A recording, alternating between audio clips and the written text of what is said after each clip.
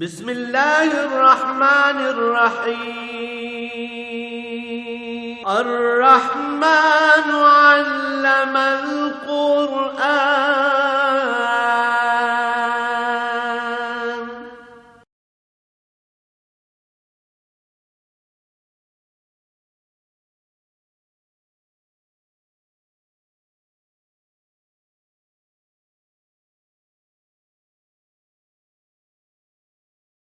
الحمد للہ رب العالمین والصلاة والسلام علی حبیبہ محمد وآلہ وصحبہ اجمعین۔ اعوذ باللہ من الشیطان الرجیم، بسم اللہ الرحمن الرحیم۔ قالوا یا ہود ما جئتنا ببینۃ وما نحن بتارکی آلہتنا عن قولک وما نحن لک بمؤمنین ان نقول الا دراک بعض آلہتنا بسوء قال انی اشہد اللہ واشہد انی بریء مما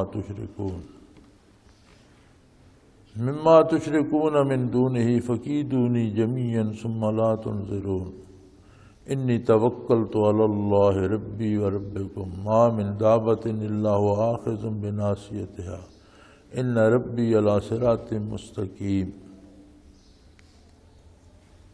فَإِن تَوَلَّوْا فَقَدْ أَبْلَغْتُكُم مَّا أُرْسِلْتُ بِهِ إِلَيْكُمْ وَيَسْتَخْلِفُ رَبِّي قَوْمًا غَيْرَكُمْ وَلَا تَضُرُّونَهُ شَيْئًا إِنَّ رَبِّي عَلَىٰ كُلِّ شَيْءٍ حَفِيظٌ۔ اللهم سبحانك لا علم لنا إلا ما علمتنا إنك أنت العليم الحكيم۔ مولاي صل وسلم دائما أبدا على حبيبك خير الخلق كلهم۔ حود علیہ السلام نے تو انہیں بہت کارگر نسخہ بتایا کہ گناہوں سے توبہ کرو، استغفار کرو، رجوع الی اللہ کرو، اللہ سے مغفرت اور بخشش چاہو تو تمہارے دونوں عالم سنور جائیں گے، دنیا کی نعمتیں بھی تم پہ عام کر دے گا، تمہاری طاقت کو بڑھا دے گا، تمہیں اولادیں دے گا، مال دے گا، اور آخرت بھی تمہاری سنور جائے گی۔ تو قوم نے کہا قالوا یا ہود ما جئتنا ببینہ، کہنے لگے بھئی حود علیہ السلام سے کہنے لگے کہ بھئی آپ کے پاس کوئی واضح دلیل نہیں ہے۔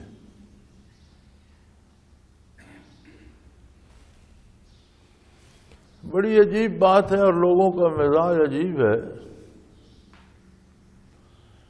کوئی شعبدہ بازی دکھائے تو سمجھتے ہیں بڑا صاحب کمال ہے، کچھ ایسی حرکتیں ان کے سامنے کرتا ہے جو ان کی سمجھ میں نہیں آتی، حالانکہ وہ ہوتی ساری نظر کا دھوکہ اور ہاتھ کی صفائی ہے۔ تو اس پہ تو فوراً یقین کر لیتے ہیں کہ بڑا صاحب کمال ہے۔ نبی مبعوث ہوتا ہے اللہ کی طرف دعوت دینے کی، پھر جہاں ضرورت ہوتی ہے یہ اللہ کریم کا فیصلہ ہوتا ہے کہ وہ معجزہ عطا فرما دیتے ہیں۔ اور یاد رکھیں نبی کا معجزہ صرف باطل کے مقابلے میں حق کو ثابت کرنے کے لیے ہوتا ہے۔ شعبدہ باز کا شعبدہ یا مداری کا تماشا لوگوں سے پیسے لینے کے لیے، اپنی ضرورتیں پوری کرنے کے لیے ہوتا ہے۔ نبی کا معجزہ باطل کے مقابلے میں حق کو ثابت کرنے کے لیے ہوتا ہے۔ اور ولی کی کرامت بھی جہاں حق اور باطل کا جھگڑا ہو تو کرامت کا ظہور ہوتا ہے کہ حق غالب آئے۔ اس لیے کہ کرامت معجزے کی فرع ہوتی ہے۔ نبی کا معجزہ فعل اللہ کا ہوتا ہے، صادر نبی کے ہاتھ پہ ہوتا ہے تو کہتے ہیں نبی کا معجزہ ہے۔ ولی کی کرامت فعل اللہ کا ہوتا ہے، صادر ولی کے ہاتھ پہ ہوتی ہے، لیکن باتباع نبوت، نبی صلی اللہ علیہ وسلم کا صحیح متبع ہوتا ہے تو وہ محیر العقول کام اس سے صادر ہوتا ہے، لیکن ہوتا دین کے اسبات کے لیے ہے۔ ہم تو ولی کی کرامت بھی وہ سمجھتے ہیں نا کہ جو ہمارے دنیاوی کام ہو جائیں تو یہ بڑی کرامت ہے، فلاں بزرگ کے پاس گئے تو اولاد ہو گئی، فلاں کے پاس گئے تو بیماری ٹھیک ہو گئی۔ یہ محض اللہ کا کرم ہے، کسی کو اولاد دیتا ہے تو اس کا ایک اپنا نظام ہے، اس میں کوئی گھسڑ پسڑ نہیں کر سکتا۔ صحت دیتا ہے خود دیتا ہے، بیماری دیتا ہے خود بھیج دیتا ہے۔ نبی سے اور اللہ کے ولی سے حقائق جاننا چاہیے، سچ کیا ہے۔ انسانی زندگی بہت قیمتی ہے، بہت قیمتی۔ جب جانے لگتی ہے تو آپ ساری دنیا بھی دے دیں تو ایک لمحہ خرید نہیں سکتے، اور پھر یہ ایک ہی بار ملتی ہے، دوبارہ کسی کو نہیں ملے گی، یہی ایک بار ہے۔ اب اس میں جاننا یہ چاہیے کہ اس زندگی کی حقیقت کیا ہے، یہ ختم ہوگی تو کیا ہوگا، موت کیا ہے، موت کے بعد کیا ہونے والا ہے، موت کے بعد کیسی زندگی ہے، کیا وہ بھی 50 60 70 100 سال ہوگی، یا وہ بہت زیادہ لمبی ہے، یا بہت زیادہ ہے بھی کہ نہیں ہے، آخرت کیا ہے، اللہ جل شانہ کی صفات کیسی ہیں، وہ کیسا معاملہ فرمائے گا بندوں کے ساتھ، یہ سب پردہ غیب میں ہیں حقیقتیں، اور صرف نبی بیان کرتا ہے۔ دنیا میں بڑے بڑے دانشور ہوتے ہیں، فلاسفر ہوتے ہیں، سائنٹسٹ ہوتے ہیں، اطباء ہوتے ہیں، بڑے بڑے عجیب و غریب کام وہ کرتے ہیں۔ یہ تھوڑے عجیب کام ہے، ٹرینیں بلٹ ٹرین چل رہی ہے، ہوائی جہاز اڑ رہے ہیں۔ کسی زمانے میں تو ہمارے دیکھتے دیکھتے سائیکل بھی عجیب شے ہوتی تھی، اب دیکھو کیا سے کیا بن گیا۔ ہمارے اسی علاقے میں کسی نے سائیکل لی تھی ہم سے ذرا پہلے، تو لوگ کہتے تھے فلاں بندے کے پاس لوہے کا گھوڑا ہے۔ پھر ہمارے جب سکول میں ہم پہنچے تو سائیکل عام ہو گیا۔ اب دیکھتے تھے اب ہر صبح گاؤں کے تقریباً ہر گھر سے ہی گاڑی نکل رہی ہوتی۔ موٹر سائیکل تو خیر اتنا عام ہو گیا کہ اتنے گاؤں میں کتے بلے نہیں ہیں جتنے موٹر سائیکل پھرتے ہیں۔ ڈر لگتا ہے کہیں آنے جانے سے کوئی آگے سے نکل آتا ہے، کوئی پیچھے سے نکل آتا ہے۔ تو یہ ساری چیزیں جب تک نہیں تھی تو کتنی عجیب تھی، اب آ گئی تو کسی کو عجیب نہیں لگتی۔ تو آخرت پردہ غیب میں ہے اور بڑی عجیب و غریب ہے۔ ایک ایک جملہ نوٹ ہوتا ہے، ایک ایک لفظ نوٹ ہوتا ہے، پھر ایک ایک کیفیت جو دل پہ گزرتی ہے۔ ہم کسی کے لیے دل سے خوش ہوتے ہیں، اس کا نفع کرنا چاہتے ہیں، یا کسی کے لیے دل میں کوئی میل رکھتے ہیں، اس کا نقصان کرنا چاہتے ہیں، تو لکھا وہ بھی جاتا ہے۔ پھر سب کا حساب ہوگا، اس کے مطابق اجر ہوگا۔ تو یہ ایسے حقائق ہیں کہ کوئی سائنسدان، کوئی فلسفی یہ نہیں بتا سکتا۔ یہ بتانا صرف نبی کا کام ہے، جس پر وحی الہی ہوتی ہے۔ یہ علوم الہیات کہلاتے ہیں، یہ اللہ نبی کو عطا فرماتا ہے، اور ولی وہ ہے جو نبی کے عطا کیے ہوئے علوم کے خزانے کا وارث ہو اور نبی صلی اللہ علیہ وسلم کی بات کو آگے پہنچائے حقیقی طور پر دیانت داری سے، پورے خلوص سے، وہ ولی اللہ ہے۔ لیکن لوگوں کی عادت ہوتی ہے، کرتا تو اللہ ہے، یہ منسوب بتوں کی طرف کر دیتے، پتھروں کی طرف کر دیتے ہیں۔ کوئی فرشتوں کو معبود بنا لیتا ہے، کوئی سورج کی پوجا شروع کر دیتے ہیں، کوئی چاند ستاروں کو پوجتے ہیں، کوئی جنوں کی پوجا شروع کر دیتا ہے۔ تو یہ ساری جو غلط ہوتی ہے یہ انسان کی طرف سے ہوتی ہے، اور انسان سب سے بڑی غلطی اس وقت کرتا ہے جب وہ آخرت کی بجائے دنیا کو مقدم سمجھ لیتا ہے۔ جب وہ آخرت کو چھوڑ کر دنیاوی مفاد میں پڑتا ہے تو یہاں سے کام غلط ہو جاتا ہے۔ آخرت کی فکر ہو تو پھر بات صحیح رہتی ہے۔ نبی صلی اللہ علیہ وسلم سے عرض کیا گیا کہ حضور دنیا میں بڑے دعوے ہیں لوگوں کے، فلاں بڑا دانا ہے، فلاں بڑا دانا۔ حقیقت کیا ہے دانا کی؟ دانا کون ہے؟ آپ صلی اللہ علیہ وسلم نے فرمایا جسے موت کا خیال رہتا ہو، جو زندگی سے زیادہ موت کو یاد رکھتا ہو۔ مفہوم یہ ہے، آپ صلی اللہ علیہ وسلم کے الفاظ یہ نہیں، مفہوم یہ ہے کہ وہ شخص جو ہمہ وقت موت کو یاد رکھتا ہو، موت یاد رہے تو پھر موت کے لیے بندہ تیاری بھی کرتا رہتا ہے۔ اب یہ کہنے لگے جی آپ سے تو ہم نے کوئی ایسی عجیب و غریب بات تو دیکھی نہیں کہ ہم آپ کی بات مان لیں۔ آپ کہتے ہیں اللہ واحد لا شریک ہے، اللہ کی عبادت کرو، ہر چیز اللہ سے مانگو۔ تو اگر یہ حق ہے اور جو ہم بتوں کی پوجا کرتے ہیں اور اپنے معبودان باطلہ بنا رکھے ہیں اور ان سے تو نسلوں سے ہماری تو ضرورتیں وہ پوری کر رہے ہیں، ہمارا باپ دادا گزر گیا، کئی نسلیں گزر گئیں، انہی کی پوجا کرتے تو ہمارے پاس مال بھی ہے، اولاد بھی ہے، ہم بڑے بڑے طاقتور بھی ہیں، پہاڑوں کو کاٹ کر ہم گھر بنا لیتے ہیں، تو یہ تو کوئی بات نہ ہوئی۔ یہودو ما جئتنا ببینہ، آپ کوئی واضح دلیل ہمارے پاس نہیں، وہ ایک ہی دلیل ہے کہ آپ کہتے ہیں، اب اس پہ کیا ہم آپ کی بات کیوں مانیں؟ بات تو یہ ہے کہ دلیل تو ہمارے پاس بھی ایک ہی ہے کہ نبی کریم صلی اللہ علیہ وسلم نے یہ فرمایا، اللہ خالق کائنات ہے، مالک کائنات ہے، رب العالمین ہے، ہمیں کیا خبر ہے؟ کس نے بتایا؟ ایک ہستی نے، محمد الرسول اللہ۔ یہ اللہ کی کتاب ہے، حضور کے علاوہ کسی نے وہی سنی کو گواہ ہے، ایک ہستی نے بتایا۔ نبی خود ایک جو نبی ہوتا ہے اس کی پوری زندگی اس کی صداقت پہ گواہ ہوتی ہے۔ انبیاء کا قبل از نبوت جو زندگی کا وقت گزرتا ہے وہ بھی ان کی نبوت کی صداقت کی گواہی دیتا ہے۔ نبی ہمیشہ صادق اور امین ہوتے ہیں، اور نبی سے زندگی میں کبھی کسی شخص پر، مخلوق پر جھوٹ ثابت نہیں ہوتا، تو وہ خالق پر کیوں جھوٹ بولے گا؟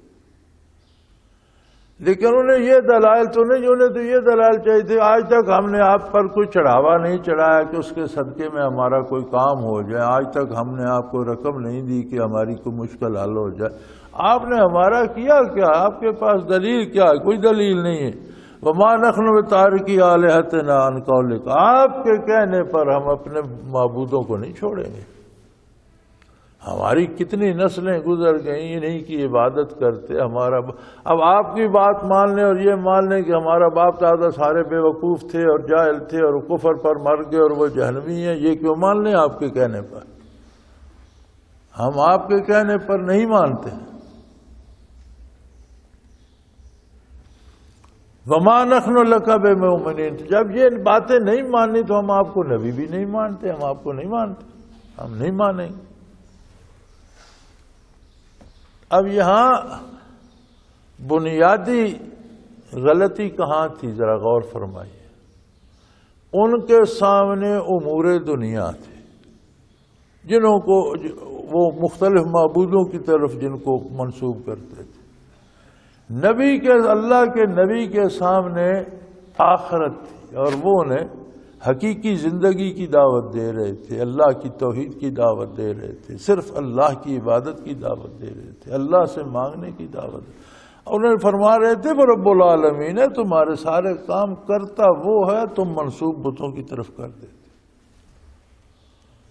لیکن انہیں دنیاوی زندگی، دنیاوی شان و شوکت، ان کے خیال کے مطابق باپ دادا کی بات یہ عزیز تھی۔ کہنے لگے نسلیں گزر گئیں ہماری ہوش میں، تو ہم نے جتنے باپ دادا جو 2 نسلیں ہم نے دیکھی وہ تو انہی بتوں کی پوجا کرتے تھے، ہمارے سارے کام ہوتے رہتے ہیں، کاروبار بھی ہے، غلہ بھی ہو جاتا ہے، حکومت بھی ہے ہمارے پاس، اقتدار بھی ہے، اولاد بھی ہو رہی ہے، تو ہمارے تو سارے کام یہ بت ہی کر رہے ہیں، تو آپ کے پاس تو سوائے باتوں کے اور تو کچھ ہے نہیں، دلیل تو آپ کے پاس ہے کوئی نہیں۔ تو کہنے لگے وَنَا مَا نَحْنُ بِتَارِكِي آلِهَتِنَا عَنْ قَوْلِكَ، آپ کے کہنے سے ہم اپنے معبودوں کو چھوڑنے والے نہیں، اور جب ان کو نہیں چھوڑنا تو پھر آپ پر ایمان لانے کا سوال ہی پیدا نہیں ہوتا۔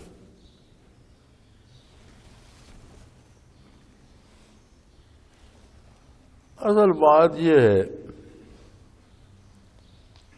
کہ اللہ کی توحید ایسی صفت ہے کہ جس کو مانے بغیر اللہ کریم کا تصور ہی پورا نہیں ہوتا۔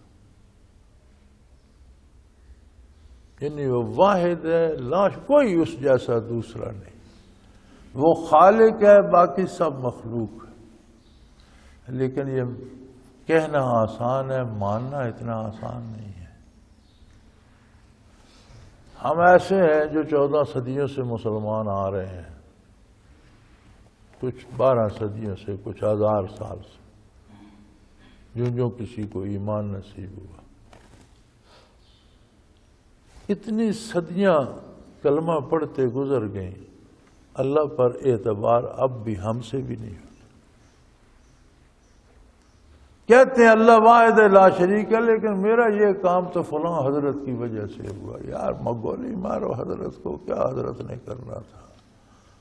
کوئی حضرت ہے تو وہ ہمیں دین سکھائے، کوئی حضرت ہے تو وہ کیفیات ہمیں سکھائے جو نبی کریم صلی اللہ علیہ وسلم نے عطا فرمائی، ہمارے سینے میں وہ انوارات منتقل کرے۔ اگر یہ نہیں ہے تو کام یار سب کے ہوتے پھرتے ہیں۔ کیا ہوا؟ جنگل میں جانور بھی بچے دے رہے ہیں، ان کی اولادیں بھی ہو رہی ہیں، کھانا بھی روز کی روزی بھی جانوروں کو بھی، پرندوں کو بھی، آبی جانور، ساری کائنات کے ایک ایک جانور کو مل جاتی ہے۔ ہمیں کون سا دے رہا ہے؟ وہی دے رہا ہے جو ساری کائنات کو دے رہا ہے۔ تو اب بھی اللہ پہ اعتبار کرنا اتنا زیادہ آسان نہیں ہے۔ تو اگر ہم کو صدیوں میں اس کی سمجھ نہیں آئی تو وہ جو تھے ہی کافر، وہ کب سمجھتے ہیں؟ کوئی نہیں، بادشاہ آپ ویسے باتیں کرتے ہیں، ہم اپنے معبودوں کو بھی نہیں چھوڑیں گے اور آپ کا ایمان بھی نہیں لائیں گے، اور ہم یہ سمجھتے ہیں ان نقول اللہ تراک بعض آلہاتنا بسوء، ہم یہ سمجھتے ہیں کہ ہمارے ان بتوں نے اور ہمارے ان معبودان باطلہ نے آپ کو پاگل کر دیا ہے۔ آپ ان کے خلاف باتیں کرتے ہیں تو انہوں نے آپ کو پاگل کر دیا، آپ کا دماغ خراب کر دیا، آپ ایسی باتیں کرتے ہیں جن کی سمجھ ہی نہیں آتی۔ تو ہم تو یہ کہتے ہیں کہ آپ کو ہمارے بعض معبودوں نے بیمار کر دیا ہے، آپ کو کوئی جن وغیرہ چمٹا دیا ہے، یا آپ کو آسیب چمٹا دیا ہے، یا آپ کا دماغ خراب کر دیا ہے۔ انہوں نے فرمایا اگر تمہاری یہ رائے ہے تو میری بات بھی سن لو۔ قالا انی اشہد اللہ واشہدوا، انہوں نے کہا، فرمایا کہ میں اللہ کو گواہ کرتا ہوں، جسے میں وحدہ لا شریک مانتا ہوں، جس کا پیغام تم تک پہنچا رہا ہوں، میں اس کو گواہ کرتا ہوں، واشہدوا، اور تم بھی اسی کو گواہ کر لو۔ اس لیے کہ ایک دن تمہاری یہ بتوں شتوں کا تو کچھ نہیں بنے گا، لیکن اللہ کی بارگاہ میں تم کو بھی جانا ہوگا، تو وہاں بات ہوگی۔ تو میں اس اللہ کو گواہ کرتا ہوں، واحد لا شریک ہے، ہر جگہ موجود ہے، ہر بات کو سن رہا ہے، ہر چیز کو دیکھ رہا ہے، لہذا میں اسے گواہ کرتا ہوں، تم بھی اسے گواہ کر لو۔ انی بری مما تشرکون، تم شرک میں مبتلا رہو، میں تمہارے اس شرک سے بری ذمہ، تمہارے عقائد باطلہ سے میں بری ذمہ ہوں۔ انی بری مما تشرکون من دونی فکیدونی جمیعا ثم لا تنظرون، فرمایا میں اللہ کو گواہ کرتا ہوں، ہر وقت ہر چیز پہ حاضر و ناظر ہے۔ تم آج نہیں مانتے، فرض قیامت تمہیں بھی سمجھ آ جائے گی، تم بھی اللہ ہی کو گواہ کر لو کہ اسی کی بارگاہ میں نے بھی پیش ہونا ہے، تم نے بھی پیش ہونا ہے۔ یہ اعلان تم نے اعلان کر دیا کہ تم مجھ پر ایمان نہیں لاؤ گے، تو میرا اعلان بھی سن لو کہ میں تمہارے شرک سے بیزار ہوں، میں تم سے الگ ہوں۔ اب تم بڑی طاقتور قوم ہو، بڑے کڑیل جوان ہو، کہتے ہو ہمارے بتوں میں بھی بڑی طاقت ہے اور یہ کر دیتے ہیں وہ کر دیتے ہیں۔ فرمایا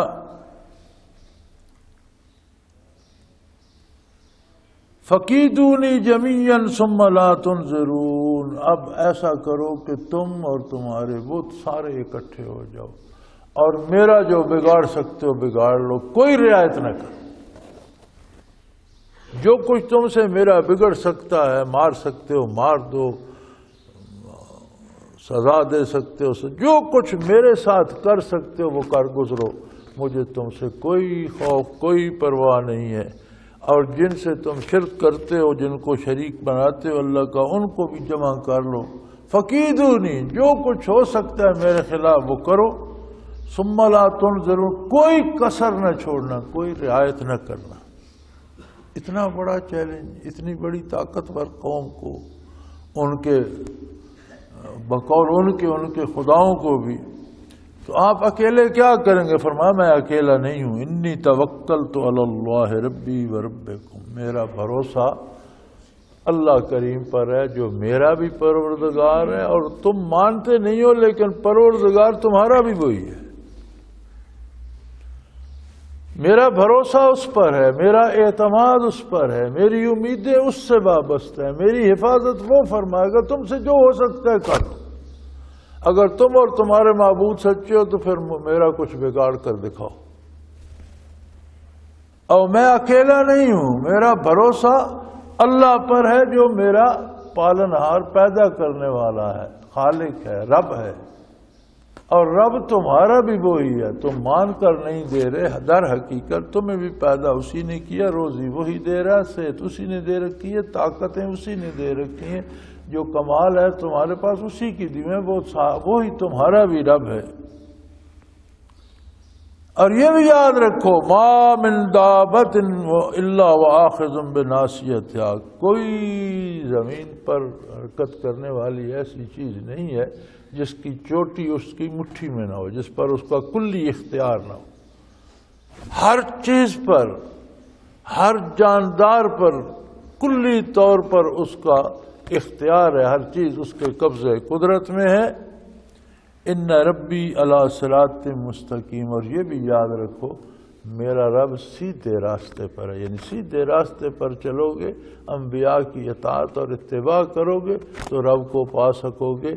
یہ جو ہیرا پھیریاں تم کرتے اور باطل عقائد اور باطل اعمال کی وجہ سے تم اللہ پر ایمان نہیں لا سکتے، اللہ کو پا نہیں سکتے، اللہ کی ذات سے محروم رہتے۔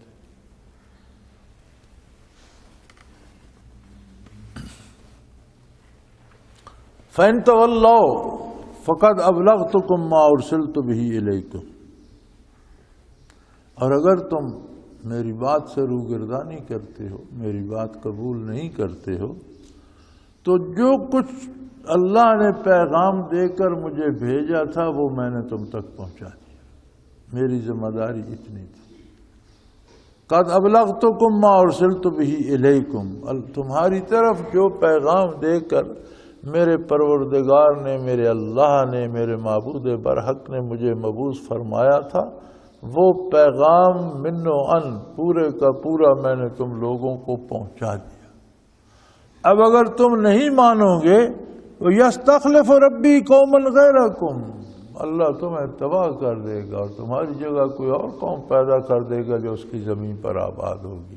ولا تضرونہ شیئا، اور تم اللہ کا کچھ نہیں بگاڑ سکتے، جیسے تم میرا کچھ نہیں بگاڑ سکے۔ میں کہہ رہا ہوں تم اپنے بتوں کو بھی ملا لو، تم بھی سارے تک جو کچھ نقصان پہنچا سکتے ہو مجھے پہنچو، تم میرا بال بیکا نہیں کر سکتے۔ اللہ کی بارگاہ میں کیا دم مارو گے، وہ تمہیں تباہ کر دے گا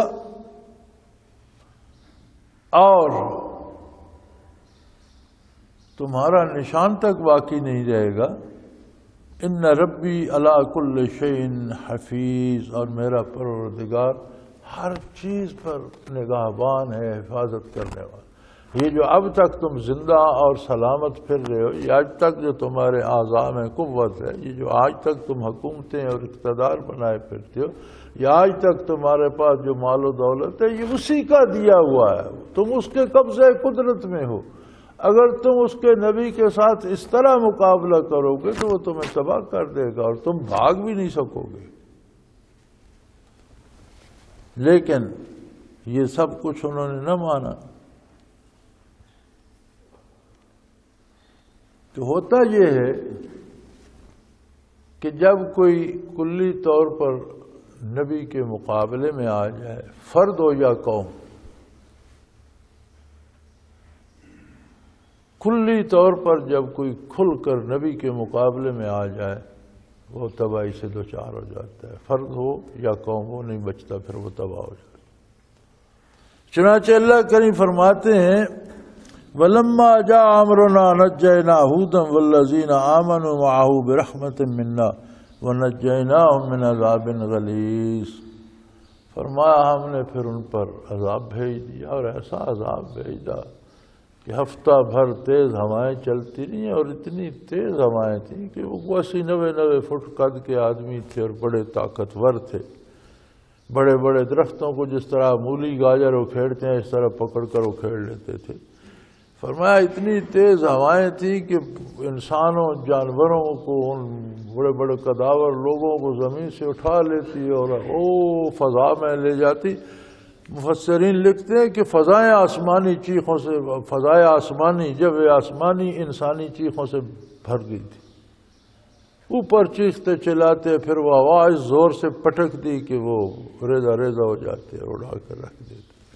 تو جب عذاب آیا تو فرمایا اس ہم نے ہود علیہ السلام کو اور جو ان پر ایمان لائے تھے ان کو محفوظ رکھا، وہیں اسی بستی میں وہ بھی تھے۔ پوری بستی پر 8 دن 8 رات 7 دن 8 رات ہوا چلتی رہی اسی تیزی سے، ایک ایک چیز کو اس نے پٹک دیا، کوئی جاندار سوائے ایمان والوں کے نہیں بچا تھا۔ لیکن ہود علیہ السلام اور ان کے ساتھی جو ان پر ایمان لائے تھے وہ اسی فضا میں، یہ اللہ قادر ہے کہ جو ساری آبادی کو تباہ کر رہی تھی ان کے لیے باد بہاری بنی ہوئی تھی۔ جس حلقے میں وہ بیٹھے تھے وہاں ہوا آتی تو باد بہاری بن جاتی، ان کے لیے موج کی بنی ہوئی تھی، ان کے لیے بھی خوشگوار موسم بنا ہوا تھا، ان کے لیے وہی ہوا زندگی کا سبب بنی ہوئی تھی جو باقی ساری قوم کے لیے موت اور تباہی کا سبب بنی ہوئی تھی۔ یہ اس کی اپنی قدرت ہے۔ فرمایا وَلَمَّا جَاءَ أَمْرُنَا نَجَّيْنَا هُودًا وَالَّذِينَ آمَنُوا مَعَهُ بِرَحْمَةٍ مِنَّا۔ جب ہمارا عذاب آیا، حکم آیا، تو ہم نے ہود علیہ السلام کو نجات دی، وَالَّذِينَ آمَنُوا،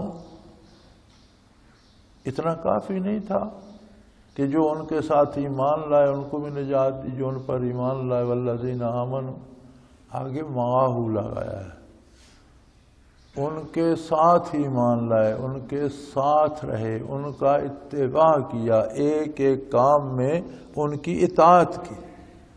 یہ نہیں کہ کہہ دیا میں ایمان لائے ہوں آگے تم بھگتو اور وہ بھگتے، میں یہ جا رہا ہوں۔ آمنو معاہ، آمنو کے ساتھ معیت کی قید لگائی ہے کہ ہر خیال، ہر فکر، ہر عمل، ہر قدم میں انہوں نے نبی کا ساتھ دیا۔ تو ایمان لانا جو ہے اس کا مفہوم ہی یہ ہے کہ نبی صلی اللہ علیہ وسلم کی مکمل اطاعت کی جائے۔ انسانی کمزوریوں کی وجہ سے کمی رہ جاتی ہے، غلطی ہو جاتی ہے، کوتاہی ہو جاتی ہے، اللہ کریم بخشنے والے ہیں، معاف کرنے والے ہیں، لیکن بندے کی تہ دل سے یہ کوشش ہو کہ میں ہر قدم پر نبی صلی اللہ علیہ وسلم کا اتباع کروں، حلیے سے لے کر نیا خانہ دل تک اور گفتار سے لے کر کردار تک بندہ اس سانچے میں معاہو میں آ جائے، نبی کے ساتھ ہو جائے۔ تو فرمایا ہم نے ہود علیہ السلام کو محفوظ رکھا اپنی رحمت سے،